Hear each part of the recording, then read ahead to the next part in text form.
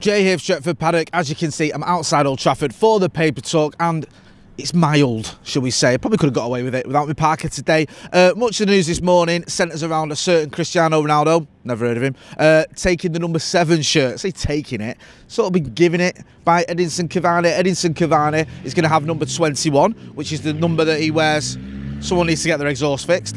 Is the number that he wears for Uruguay, because Dan James, who was number 21 for Manchester United, has now gone to Leeds, of course, in a £30 million move. So the number 21 shirt has been vacated. Edinson Cavani has agreed to take that shirt and given the number 7 shirt to Cristiano Ronaldo. A very sort of generous gesture, shall we say, by Edinson Cavani. He didn't have to do that. He could have kept it. It's his shirt. But I think he understands that it means a lot to Cristiano Ronaldo. Also, the number 21 shirt, you know, that number is relevant to him because of, as I said earlier, what he wears for Uruguay. So it's just happy days all around. I think most fans would have wanted to say, I can't speak for most fans, what I've seen on social media, a lot of fans would have wanted to see, or looks like they wanted to see, Cristiano Ronaldo in that number 7 shirt, the number 7 shirt that obviously he wore last time he was here at Old Trafford for Manchester United. It's a shirt that, and a number that has a massive sort of resonance with fans. You look at the great players that have worn it: Eric Cantona, Brian Robson,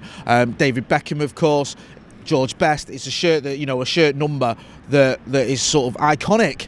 And it was Cristiano Ronaldo that, he didn't make it iconic because of all the other players that had it, but he was the one that sort of cemented its stature, shall we say, because you have the number 7 shirt, you'd had all those great players before him, but he was like the last one to wear it, who was really a superstar in it. He won a Ballon d'Or wearing it, of course, and we know what's gone on since he didn't wear the number 7. There's only Edinson Cavani who's probably done it justice. We've seen the likes of Memphis Depay, Michael Owen, Alexis Sanchez, Angel Di Maria. Di Maria, of course, said silly comments this week when he was talking about the number 7 shirt, and he said he basically didn't give a toss about it. It was just a shirt, he didn't really care about it, and he didn't get what all the hype was about.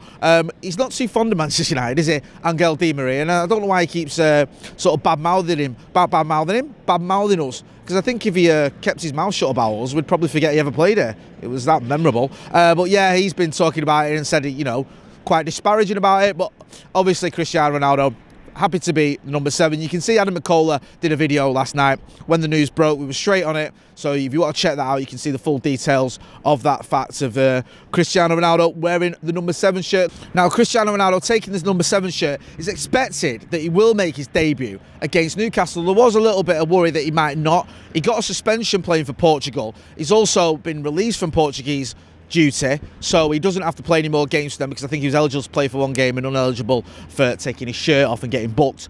So he was reported to be arriving in Manchester yesterday. The reports that he'd arrived in Manchester last night or yesterday evening, so that he would be eligible for the Newcastle game, because after quarantine, I think, for 5 days, so that gives him plenty of time for that game on the 11th of September to make his debut here at Old Trafford in front of 76,000 screaming Manchester United fans, and I'll be one of them. A couple of other stories as well. One story relating to England and the internationals. Harry Maguire scoring last night in England's 4-0 win. Now, you might not care about England, but it's always good to see United's players doing well for England, and Harry Maguire getting a goal as well. You know, he's had a bit of I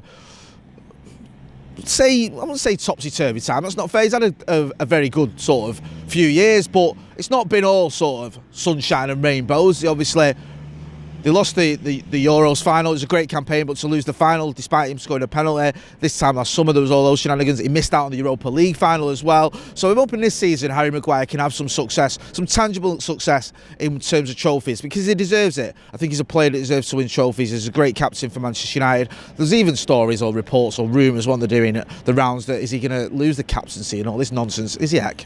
But yeah, Harry Maguire getting on the score sheet for England, and that can only be a positive, I feel. He's obviously someone who cares a great deal about playing for his country, and I think that'd be a positive for him. Jesse Lingard, of course, made an appearance as well for England last night.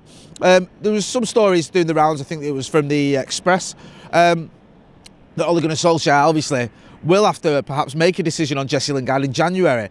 Jesse Lingard staying for the final year of his contract. He hasn't signed a new deal.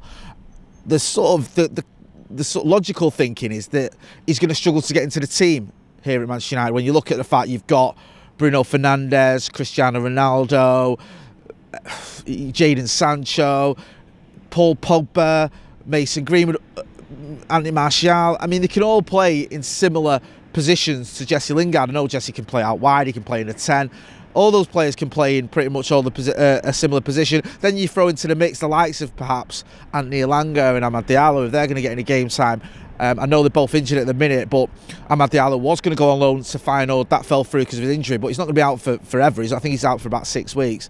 So you have to wonder whether Jesse Lingard is going to get much game time. He's obviously here to fight for his place. You know, he's still in the international setup.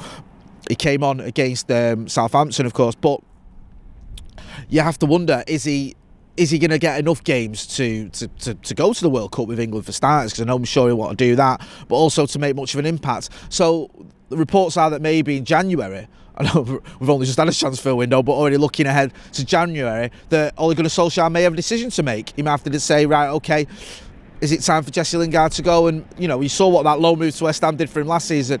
Whether he goes, I don't know if he's going to go out on loan, because if he's only got a few months left on his contract in January, it may just be a sort of smaller fee for him. At United, we're apparently wanting around £25 million for him in the summer. That didn't materialise. You're going to have to take a lot less for him, but he's only got 5 or 6 months left on his contract in January. So, yeah, rumours doing the rounds. I think the Express had it that Jesse Lingard may have to go and leave Manchester United in January. We'll have to wait and see what happens with that one. Another player being linked with, not a move, well, yeah, a move away from, I don't want to say, well, not a move, yeah, a move away from Old Trafford, is Paul Pogba. Apparently Real Madrid are interested in bringing Paul Pogba to the Bernabeu.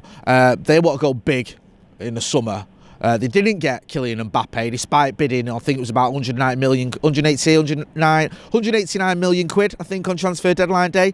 Despite the fact that he's only got a year left on his contract and he's a free agent in the summer, they wanted him now, they're not going to get him. So there's a theory going around that maybe they're going to come in and get 2 of France's biggest stars in Paul Pogba and Kylian Mbappe. In the summer, they can get Paul Pogba and Kylian Mbappe for free in the summer. So you'd imagine they can pay him astronomical wages. You imagine if both those players want to leave their clubs, and I'm more concerned obviously with what Paul Pogba wants to do rather than what Kylian Mbappe wants to do. But if Paul Pogba does want to leave Manchester United, if he doesn't sign a new deal, then it goes to Real Madrid. He can be on massive money, probably get a massive sign-on fee, because they'll have saved money on his transfer fee. They won't have to give him any transfer money. So it looks like that's a deal they're going to be pursuing.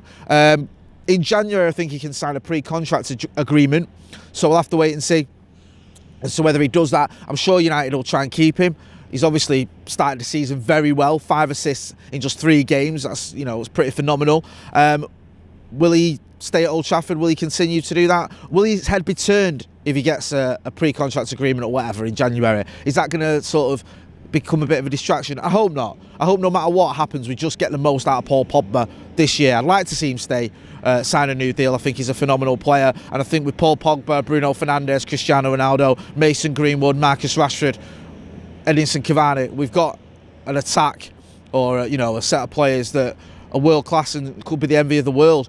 From Jadon Sancho, I don't think I mentioned him, but we'll have to wait and see what happens with that one, because we've been here before, haven't we, with Paul Pogba? We've been here for so many years. We was talking about Paul Pogba leaving Old Trafford in 2012, so nothing's changed in almost a decade. And as always, we'll keep you posted on that front. I'm just going to wrap it up there. I don't think there's much else to talk about, to be honest with you. It's a bit of a quiet one today.